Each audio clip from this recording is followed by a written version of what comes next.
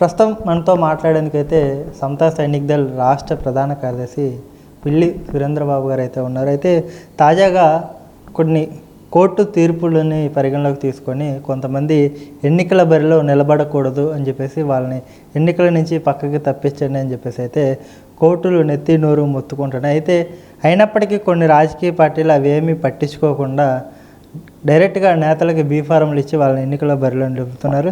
తాజాగా చూసుకుంటే 28 సంవత్సరాల తర్వాత తోట త్రిమూర్తుల మీద అతన్ని 2.5 ఏళ్ళు అతనికి జైలు శిక్ష ఖరారు చేస్తూ కొంత జరిమానా అయితే విధించారు. అతన్ని ప్రస్తుతం ఇవన్నీ వార్తలు వస్తున్నప్పటికీ కూడా ప్రస్తుతం అతనైతే చాలా నిశ్చింతగా నిర్భయంగా ప్రజల్లోకి వెళ్ళి ఓట్లు అభ్యర్థిస్తున్న పరిస్థితి. ఎలా చూస్తారు ఈ పరిణామాలన్నీ? తోట త్రిమూర్తులు 28 సంవత్సరాల తర్వాత 18 నెలలు జైలు శిక్ష విధించడం జరిగిందండి. ఇది కోర్టులు విధించింది ఒక రకంగా అయితే, అంటే 2 సంవత్సరాల పైన ఉన్న వాళ్ళకైతే ఎలక్షన్లో పోటీ చేసే అర్హత లేదనేది కోర్టులు చెప్పింది.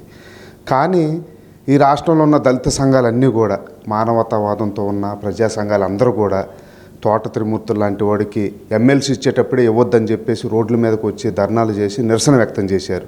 అలాంటిది ఇప్పుడు కోర్టు తీర్పు ఇచ్చిన తర్వాత కూడా, తప్పు చేశాడని చెప్పిన తర్వాత కూడా జగన్మోహన్ రెడ్డి గారు ఆ విషయంలో ఏమీ స్పందించకపోవటం దళిత జాతిని అవమానపరిచినట్టే. ఎందుకనంటే నిన్న తన కార్యకర్తలతో కూర్చొని తోట త్రిమూర్తులు ఏం మాట్లాడుతున్నాడంటే, నాకేదో శిక్ష పడిపోయింది, నేను జైలుకి వెళ్ళిపోతున్నాను, నేను బయటికి రానేమో అని చెప్పేసి అందరూ పండగ చేసుకుంటున్నారంట, సంబరాలు చేసుకుంటున్నారంట. ప్రతి ఒక్కరిని నేను గుర్తుపెట్టుకున్నాను, నేను వచ్చిన తర్వాత నేనేంటో చూపిస్తాను, శిక్ష పడ్డ తర్వాత నేను 2 గంటల్లోనే బెయిల్ తీసుకున్నాను, మీరేం చేస్తారో నేను చూస్తానురా అని చెప్పేసి ఛాలెంజ్ చేస్తున్నాడు. అలాంటి వ్యక్తులను కూడా సపోర్ట్ చేసుకుంటూ జగన్మోహన్ రెడ్డి గారు ముందు పెడుతున్నారు. మరి ఎమ్మెల్సీ అనంతబాబు, నేనే చంపాను, నీ చేతనైంది చేసుకున్నానంటే అతనికి పిలిచి అతను ఉంచుకున్న వాళ్ళకు కూడా సీట్లు ఇచ్చే స్థాయికి జగన్మోహన్ రెడ్డి గారు దిగజారిపోయారు. మరి వాళ్ళ బాబాయిని చంపిన అవినాష్ రెడ్డికి సీట్లు ఇచ్చాడు. అంటే ఎవరైతే చంపుతున్నారో, ఎవరైతే నేరాలు ఘోరాలు చేస్తున్నారో వాళ్ళని దగ్గరుండి ప్రోత్సహిస్తున్నాడు. తుని నియోజకవర్గంలో మినిస్టర్ తాడిశెట్టి రాజా మరి శృంగవృక్షంలో ఒక కుర్రోడిని చంపేసి వాళ్ళ సోషల్ మీడియా ఇన్ఛార్జ్ ఆయన కాపాడుకునే ఇది చేశాడు. నేషనల్ కమిషన్ నెంబరు డీజీపీకి లెటర్ పెట్టి ఆ కేసు విషయం ఏమైందని అడిగితే ఇంతవరకు కూడా దానికి సమాధానం చెప్పని పరిస్థితి, ఇవ్వని పరిస్థితి. అంటే ఏ విధంగా ఎస్సీని చంపిన వాళ్ళని కాపాడుకుంటూ వస్తున్నారు, ఏ విధంగా వాళ్ళకి మద్దతు ఇచ్చుకుంటూ వస్తున్నారు. వాళ్ళకి ఎక్కువ మంది, ఎంతమందిని చంపితే లేదంటే అంత ఘోరంగా చేస్తే వాళ్ళకి పదవులు ఆఫర్ చేస్తున్నాడు జగన్మోహన్ రెడ్డి గారు. సిగ్గుసేటుగా మీటింగుల్లో ప్రజల మధ్య మాత్రం నా ఎస్సీలు, నా ఎస్టీలు. ఇది రాష్ట్ర ప్రజలందరూ గుర్తుంచుకోవాలి. అసలు ఈ రాజకీయాలు ఎటువైపు వెళ్తున్నాయి, ఏం జరుగుతుంది రాష్ట్రంలో, జగన్మోహన్ రెడ్డి గారు ఎందుకు ఈ విధంగా తయారయ్యారు అనేది ఎస్సీలే కాదు రాష్ట్రంలో ఉన్న ప్రజలందరూ అర్థం చేసుకోవాల్సిన పరిస్థితి. ఇది ఒక ఎత్తు అయితే, ఇంకొక పక్కన తన మీద చిన్న రాయి దాడి జరిగితేనో లేదంటే కోడికత్తి దాడి జరిగితేనో అమాయకమైన ఎస్సీలని, బీసీలని, మైనార్టీలని బలి తీసుకుంటున్నారు. వాళ్ళని బయటికి రాకోకుండా చిన్న చిన్న కుర్రాళ్ళని, చదువుకునే వాళ్ళని పాపం జైలు పంపించి వారి జీవితాలను నాశనం చేసి వారి కుటుంబాన్ని రోడ్డును పాలన పడేస్తున్నారు. చాలా అసలుకి జగన్మోహన్ రెడ్డి గారు ఇలాంటి రాజకీయం చేస్తారని, ఇలాంటి మనస్తత్వం కలిగిన వ్యక్తి అని చెప్పేసి ఎవరూ ఊహించలేదు. దీన్ని ఆంధ్రప్రదేశ్ రాష్ట్ర ప్రజలను అర్థం చేసుకోవాలి.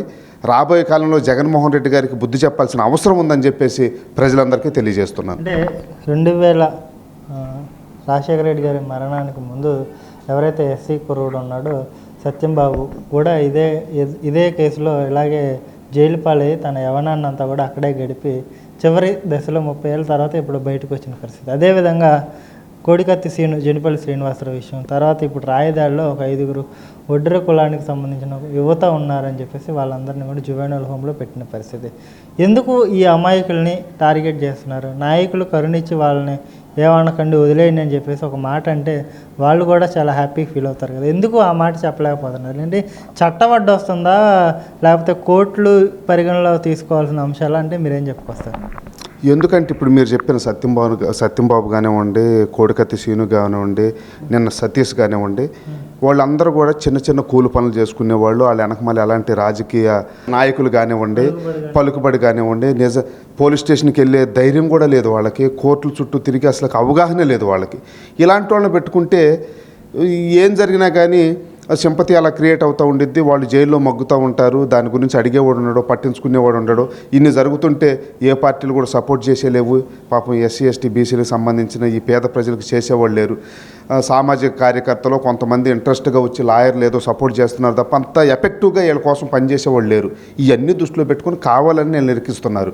ఇది ఎప్పటి నుంచో జరుగుతున్నదే, వీళ్ళని బలుపసులు చేయడానికి దీన్ని దృష్టిలో పెట్టుకుని చేస్తున్నారు. కోర్టులు కూడా ఇలాంటి విషయంలో స్పందించాలి. సమాజంలో ఉన్న వ్యవస్థలు కూడా పోలీసు వాళ్ళు మరీ చాలా జాగ్రత్తగా ఇలాంటి విషయాలు ముందుకెళ్ళాలి. ఏ అయితే పార్టీ వాళ్ళు చెప్తున్నారో, అధినాయకత్వం చెప్తుందో వాళ్ళ మాటలు వినిపోయి అమాయకులు ఇరికించేసే పని మాత్రం చేయకూడదు. ఎందుకంటే అసలు అక్కడ ఏం జరిగిందో ఎవరికి తెలియని పరిస్థితి.